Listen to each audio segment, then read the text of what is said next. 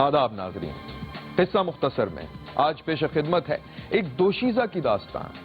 دوشیزہ جس کے کنگن کی صدیوں پرانی کھنک آج بھی سنائی دیتی ہے، جو ایک قدیم شہر کی باسی تھی، شہر جو کبھی انسانی تہذیب کے عروج کی علامت تھا، جہاں 1000 برس قبل ہی پختہ گلیاں اور پکے مکانات تھے، نکاسی و فراہمی آب کا نظام تھا، فنون لطیفہ پھل پھول رہے تھے، مگر پھر سب ملیاں میٹ ہو گیا۔ موئنجو دڑو فقط ماضی کی یاد بن کر رہ گیا۔ سندھ کے شہر لاڑکانہ سے 20 کلومیٹر دور لکو دک صحرا کے درمیان ایسے حیران کن کھنڈرات ہیں جن کی ہر اینٹ ہزاروں برس قدیم قصہ بیان کرتی ہے۔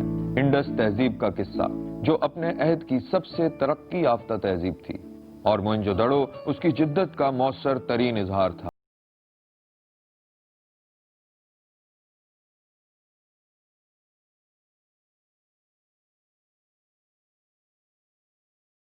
کا ایک عجوبہ تھا جس کے فنکاروں کا تخیل مصری فنکاروں سے بلند تھا، اور جہاں کے عظیم حمام کے سامنے رومی حمام ہیچ معلوم ہوتے تھے۔ انٹرنیشنلی موئنجو دڑو کو جو اس وقت سگنیفیکنس حاصل ہے، خاص طور سے جو آرکیولوجیکل سائٹس کے حوالے سے، وہ میرے خیال سے نمبر 1 پہ ہے دنیا میں، کیونکہ یہ سب سے اولڈسٹ سویلائزیشن اس کو کہا جاتا ہے، اور یہ آپ سمجھے کہ حضرت عیسیٰ سے بھی 2500 سال قبل مسیح کی یہ بات ہے۔ تو اور دوسری چیز یہ کہ جو اس کی جو ایڈوانسمنٹ تھی، یعنی کہ جو ان کا اربن سیٹلمنٹ تھا، وہ ہمیں دنیا میں جہاں جہاں ریمینس پائے گئے ہیں کسی سویلائزیشن کے، اس میں میرے خیال سے جو انڈس کے پاس جو ایسٹ تھا وہ شاید ہی کسی سویلائزیشن کے پاس تھا۔ کہ اس خطے کے اندر دنیا کی وہ سویلائزیشن تھی جو اس وقت دنیا کی مطلب ایک ماڈرن ترین ریاست انہوں نے قائم کی ہوئی تھی، اور جو آرکیٹیکچر، جو انفراسٹرکچر اور جس طریقے سے وہ کام کرتے تھے وہ دنیا میں موسٹ ایڈوانس تھا۔ اس وقت جو اس کے قریب تھوڑی بہت ٹیکنالوجیکل ایڈوانسمنٹ تھی، وہ تھی میسوپوٹیمیا میں، جو کہ عراق کے علاقے کا کہلاتا ہے، جو کہ ریور ٹیگرس اور ریور یوفریٹس کے ساتھ کی سویلائزیشنز ہیں۔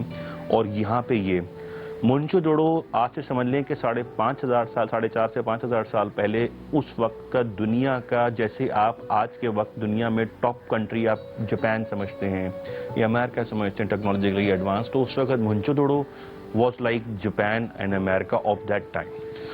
انہوں نے جو سب سے بڑے کام کیے انفراسٹرکچر میں، آپ کو جو پوری دنیا میں اس وقت نہیں ملتا، بلکہ اس کے بہت عرصے کے بعد تک، کئی ہزار سال تک دنیا کے علاقوں میں نہیں ملتا، وہ یہ کہ گرڈ پیٹرن سٹیز پراپر ایک طریقے سے، جیسے ڈراف اور جو ہم شطرنج کھیلتے ہیں، شطرنج کے جو بورڈ ہوتا ہے اس کو ہم کہتے ہیں گرڈ پیٹرن۔ گرڈ پیٹرن کے اوپر 90 ڈگری کے اینگل پہ کٹی ہوئی سٹریٹس جو کہ بالکل ایک دوسرے میں جگہ دے رہی ہوں کہ یہاں سے نکل کے دوسرے وہاں پہ، یہ دنیا میں کہیں اور نہیں تھے، موئنجو دڑو میں تھے۔ موئنجو دڑو نے دوسرا کام جو اس میں سب سے بڑا زبردست ہے کہ وہ ساری سٹریٹس ملتی تھی ایک بڑی سٹریٹ کے اندر۔ آج بھی اگر آپ لے آؤٹ دیکھیں، گوگل امیج پہ دیکھیں، تو ساری سٹریٹس جا کے ملتی ہیں ایک ہائی سٹریٹ کے اوپر۔ ہائی سٹریٹ کافی چوڑی ہے، تقریباً 40-50 فٹ، اور اس کے اس طرف اور اس طرف گھر ہیں، اور وہ گھروں کی گلیاں آ کے اس میں مل رہی ہیں۔ تو یہ ٹریفک کا جو ایک فلو ہے، اس زمانے میں ظاہر ہے ٹریفک کیا ہوتا تھا، لوگ گدھا گاڑی اور بیل گاڑی، زیادہ تر بیل گاڑی وغیرہ، یہ ان کا ٹریفک تھا، اور پیدل کا۔ تو وہ ٹریفک کا فلو انہوں نے ایسے بنایا ہوا تھا کہ سٹی چوک نہیں ہو سکتا کبھی، اور وہ بہت ہی ایڈوانس پیٹرن ہے اس حوالے سے، اس دور کے، اور دنیا میں ہمیں نہیں ملتا۔ وادی سندھ کی تہذیب کی بے نقابی 20ویں صدی کا عظیم ترین واقعہ تھا۔ یہ موئنجو دڑو ہی تھا جس نے انڈس تہذیب کی وسعت اور معنویت کو دنیا کے سامنے عیاں کیا۔ 1922 میں کھدائی سے ظاہر ہونے والے آثار کے ہر پتھر میں ایک جہاں آباد تھا۔ یہ 1921 کا واقعہ ہے جب آرکیولوجسٹ رائے بہادر دیارام کو ہڑپا کے مقام پر ایک قدیم مگر ترقی یافتہ تہذیب کے آثار ملے۔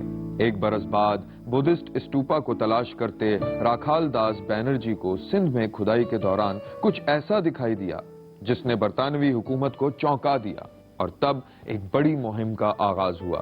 کھدائی شروع ہوئی، اور جوں ماہرین آگے بڑھتے گئے، حیرت کے در واہ ہوتے چلے گئے۔ ان کے سامنے دریائے سندھ کی قدیم گزرگاہ میں موجود ایک جزیرہ تھا جس کا پرشکوہ ڈھانچہ اپنی عظمت کی داستان سناتا تھا۔ اگر آپ اس کے آرکیٹیکچر کو دیکھیں اور آپ اگر اس کی اربن پلاننگ کو دیکھیں تو ہمیں ایسا لگتا ہے کہ وہاں پہ جیسے کنگ کا جو رول ہوتا ہے نا، کنگ کا رول اتنا امپورٹنٹ نہیں تھا جتنا کہ سیوک ایمینٹیز کا رول امپورٹنٹ تھا، یعنی کہ وہ بڑی ایک سیوک سوسائٹی کے طور پہ سامنے آیا۔ وہاں پہ ہمیں پیلیسز کے ریمینز نہیں ملے، وہاں پہ ہمیں کوئی موناسٹریز کی بڑی بڑی موناسٹریز کے ریمینز نہیں ملے، اور جو اربن سیٹلمنٹ ہے اس میں ایسا لگتا ہے کہ وہ کلاس کانشیس لوگ بھی نہیں تھے۔ عمومی طور پہ جو گھروں کی جو بنیادیں نظر آئی ہیں، جو ان کے ریمینز نظر آئے ہیں، تو ایسا لگتا ہے کہ وہ جو سوسائٹی تھی وہ کلاس کانشیس سوسائٹی نہیں تھی۔ جیسے ہمیں اور جگہ ریمینز میں بادشاہوں کے محل ملتے ہیں، اس میں اپر کلاس کی الگ وہ ملتے ہیں، لوور کلاسز کے الگ ملتے ہیں، لیکن یہ ہڑپن تہذیب کا جو سدرن ایج ہے اس میں موہنجو جو ہے وہ ایک بڑی ریمارکیبل اس کے پاس سگنیفیکنس ہے، ہسٹوریکل سگنیفیکنس۔ کسی زمانے میں یہ شہر سندھ کی تہذیب کے سر کا تاج تھا۔ مہر گڑھ سے شروع ہونے والی تہذیب کا عروج، گلیاں، مکانات، اناج گھر سب اپنی مثال آپ تھے، مگر سب سے منفرد تھا اس کا حمام، ایک بڑی سی عمارت کے وسط میں موجود 8 فٹ گہرا تالاب، جہاں اینٹوں سے بنے زینے اور ان پر لگے تختے معماروں کی مہارت کا منہ بولتا ثبوت تھے۔ اگر آپ اس عظیم حمام پر نظر ڈالیں تو موجودہ دور کے انفراسٹرکچر کا گمان ہوتا ہے۔ غلام گردشوں سے گھرا ہوا، 3 اطراف چھوٹے چھوٹے کمرے، ایک سمت برآمدہ، دوسری سمت کنواں، شمال میں نظر اٹھائیں تو ترتیب سے غسل خانے بنے ہیں۔ ان غسل خانوں کے اوپر بھی رہائشی کمرے تھے جو شاید لباس تبدیل کرنے کے لیے استعمال ہوتے تھے۔ جو موہنجو کے انفراسٹرکچر میں آپ دیکھیں یا ان کے آرکیٹیکچر پیٹرن میں آپ دیکھیں تو وہ آپ کو یونیک ملتی ہے۔ دنیا کا پہلی بلڈنگ ایک ایسی ہے، وہاں پہ ایک ایسی ہیومن کنسٹرکشن ہے کہ جو دنیا میں کہیں نہیں ملتی، اور وہ تھا ایک بہت بڑا سا گریٹ پاتھ کہتے ہیں ہم اس کو، بہت مشہور جگہ ہے موہنجو کے اندر۔ وہ تقریباً 30 فٹ بائی 60 فٹ چوڑا اور لمبا ہے، اور تقریباً اس کے اندر اسٹیٹس گر رہی ہے اتنی طرح، تو 5 سے 7-8 فٹ سے گہرا ایک طرف ہے، دوسری طرف سے زیادہ گہرا ہے۔ تو وہ جو ہے اس کے اندر جو کمال کی بات وہ یہ نہیں ہے کہ انہوں نے جی گڈھا بنا کے بنا دیا، اس میں کمال کی بات یہ ہے کہ جو انہوں نے اینٹیں لگائی ہیں ان اینٹوں کے درمیان میں جو انہوں نے گارا بھرا ہے وہ گارا واٹر ریزسٹنٹ مٹیریل کا ہے، کیونکہ آپ زمین میں گڈھا بنا کے پانی تو بھر سکتے ہیں لیکن وہ پانی زمین کے اندر رس جائے گا۔ تو دنیا میں پہلی دفعہ انسان کی تاریخ میں واٹر ریزسٹنٹ یا واٹر ریپیلنٹ مٹیریل موہنجو میں استعمال ہوا ہے۔ یہ ایک بہت بڑی بات ہے آپ کے اس خطے کے لوگوں کے لیے کہ ہم اپنے آپ کو ہم ہمیشہ یہ کہتے ہیں کہ جی ہم بڑے بیکورڈ لوگ ہیں، ہماری سویلائزیشن ہماری صفائی، تو آج سے 4,500-5 ہزار سال پہلے اس خطے کے لوگ دنیا میں وہ کام کر گئے جو پوری دنیا میں ہم نے سکھایا ہے۔ کہ دیکھیے جو برکس ہمیں ملی ہیں وہاں سے وہ واٹر ریزسٹنٹ برکس ہیں، اور ان کے اوپر چارکول کا بھی استعمال ہوا ہے۔ اس کا مطلب ہے کہ انڈس کے لوگ جو تھے وہ چارکول کا استعمال سمجھ گئے تھے، اور جو سیوریج کا نظام تھا وہ تو it was a complete science.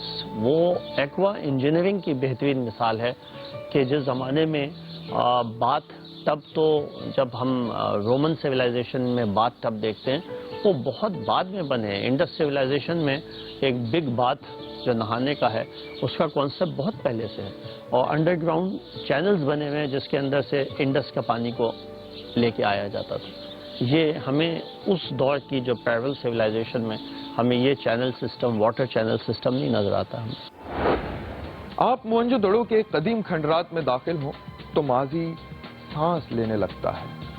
برتن، مہریں اور صدیوں پرانے مجسمے ایک انکہی کہانی سناتے ہیں، کشتیوں اور بیل گاڑیوں کی کہانی، کاہن اور رقاصہ کی کہانی۔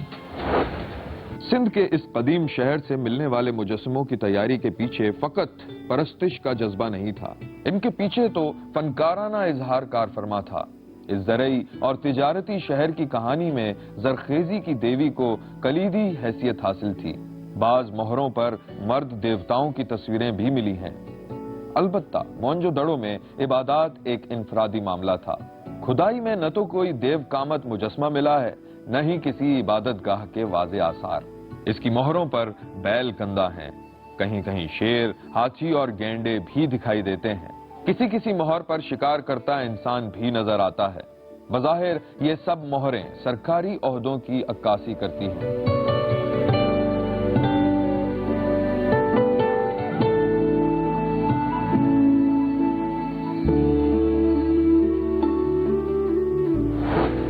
मोहनजोदड़ो में यही ज़बान लिखी गई है, लेकिन वो नहीं जो इजिप्ट पे लिखी, लेकिन इसी तरह की, जिसके अंदर हमें मछली के फिगर्स मिलते हैं, इंसान के फिगर्स मिलते हैं, जानवरों के मिलते हैं, जो उन्होंने मोहरों पे मिली हैं। तो मोहरों से पहली बात तो मैं बताती है कि उनका कोई ना कोई रिटन स्क्रिप्ट था और वो आपस में कम्युनिकेट करते थे उस रिटन स्क्रिप्ट पे। बोलने की बात तो थी ही, लेकिन बोलने के अलावा उनके पास कोई ना कोई रिटन स्क्रिप्ट भी था। दूसरी बात, उसके हमें बहुत सारी बातें उनके मोहनजोदड़ो के स्क्रिप्ट से पता चलती हैं कि उनके यहाँ कुछ जानवरों की बहुत ज़्यादा अहमियत थी, जैसे कि हाथी और घोड़ा, और एक टाइगर भी हमें मिले वहाँ पे उनकी सील्स के ऊपर। ऑब्जेक्टिफिकेशन जो है ना, ये दुनिया की हर सोसाइटी में रहा है। ये जो बड़ी ताकतवर चीज़ें या कोई ऐसी चीज़ जो कि प्रोडक्टिविटी को कंट्रीब्यूट करती हो, तो वो ऐसे सिंबल ऑफ ब्लेसिंग उसको लिया जाता था और उसको जो है वो लगाया जाता था मुख्तलिफ जगहों पे। और ये तमाम सिविलाइजेशन में जहाँ जहाँ से रिमेन्स मिले वहाँ पे ये चीज़ें पाई गई हैं वहाँ पे। हर कहानी का इख्तिताम होता है, हर उरूज को जवाल होता है। दुनिया की अजीम तहजीबों को अपनी बरामदात से मबहूत कर देने वाले इस शहर को भी जवाल आ गया। मगर कहानी के इस मोड़ तक जाने से पहले हमारा सामना चंद पुरअसरार किरदारों से होता है जो हमें हैरत की नई दुनिया में ले जाते हैं। मोहनजोदड़ो की कहानी में एक किरदार 7 इंच का वो मुजस्मा है जिसे प्रीस्ट किंग कहकर पुकारा जाता है। दाढ़ी तराशी हुई, दाएं बाजू पर तावीज, कांधे पर अजरक। ये बेशकीमत मुजस्मा आज भी नेशनल म्यूजियम ऑफ पाकिस्तान में महफूज है। किंग प्रीस्ट की जो मूर्ति है वो हम दिखा भी देंगे, हमारे पास उसका रेप्लिका पड़ा हुआ है। वो एक यहाँ पे उसके एक लॉकेट बंधा हुआ है माथे के ऊपर और एक हाथ पे है, और उसने एक कंधे से यूं करके एक शॉल उड़ी हुई है जिसको हम अजरक का पैटर्न हम कहते हैं। और तो हम ये समझते हैं कि अजरक का कुछ ना कोई किसी किस्म की शक्ल में अजरक उस जमाने में मौजूद थी। दूसरा किस्म की जो मूर्ति हमें मिलती है वो ये कि हमें सैकड़ों की तादाद में छोटी छोटी 5-6 इंच, 4 इंच, 3 इंच की हैंड पिच्ड ये कहते हैं कि जो दरिया के पास के लोग होते हैं, बच्चे जो खेलते हैं, वो दरिया की मट्टी को ऐसे गोला बना के उसको जैसे मट्टी के बर्तन बनते हैं ना, तो उसी तरीके से हाथ से उन्होंने वो अपनी गुड़ियाँ बना लेते हैं। तो वो छोटी छोटी हैंड पिच करके मदर गॉडेस, हमें बहुत सारी तस्वीरें वो मिली हैं, मूर्तियाँ हज़ारों की तादाद, सैकड़ों की तादाद में, ज़्यादा तो नहीं। और वो आधी हैं, कोई टूटी हुई हैं, किसी का हाथ है, किसी का सारा है, कोई पूरी पूरी हैं, और मोहनजोदड़ो में बिखरी पड़ी हैं पूरे शहर के अंदर, घरों में भी, इलाकों में भी। और वो उससे अंदाज़ा होता है हमें कि मदर गॉडेस जो थी वो उनके लिए बहुत अहम थी, और वो उससे खुराक, फर्टिलिटी, पानी, बारिश की दुआ करते थे और उससे वो मांगते थे। अलबत्ता इससे भी अनोखा है उस पुरअसरार रक्कासा का मुजस्मा जिसकी हर अदा में एक दास्तान है। मोहनजोदड़ो की रक्कासा उस तहजीब की बावकार औरत की अक्कास है। यह मुजस्मा एक शाहकार है, एक कमसिन फनकारा जो मसरूर, जेवर पहने, एक हाथ कमर पर टिकाए, दूसरे में कंगन चढ़ाए, एतमाद से खड़ी है। उसका चेहरा मोहरा बलोचिस्तान के कदीम खंडरात से मिलने वाली मूर्तियों से मुशाबे है। कांसी का यह मुजस्मा आज नेशनल म्यूजियम में मौजूद है। डांसिंग गर्ल जो है एक ब्रॉन्ज की मूर्ति है जो कि बड़ी रैंडमली बनी हुई है। एक औरत का वो छोटा सा जिसे रॉड से बनी हुई मूर्ति कह लें, रॉड, बहुत ही ज़्यादा डिटेल मूर्ति नहीं है वो। और वो मूर्ति जो है हमने उसको ऐसे कह दिया कि वो डांसिंग है क्योंकि उसका एक हाथ जो है वो कमर पे और एक हाथ में उसके प्याला है, अगर आप देखें तो। और उसका जो पूरे बाल बने हुए बड़े अच्छे से बने हुए हैं और बड़ा जूड़ा सा बना हुआ है उसके, और हमने उसको नाम दे दिया है क्योंकि उसकी एक टांग जो है वो थोड़ी सी आड़ी है जो वो खड़ी हुई है, और एक टांग उसकी ज़मीन पे है और एक हाथ से, तो हमने उसको कह दिया कि भाई डांसिंग गर्ल, हमने उसको नाम दे दिया।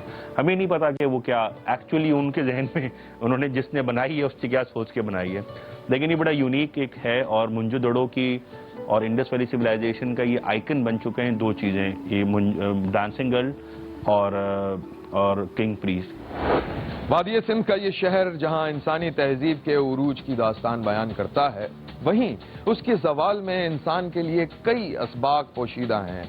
मगर ये जवाल हुआ क्यों, इस पर हम अगली किस्त में बात करेंगे। तब तक के लिए खुदा हाफिज।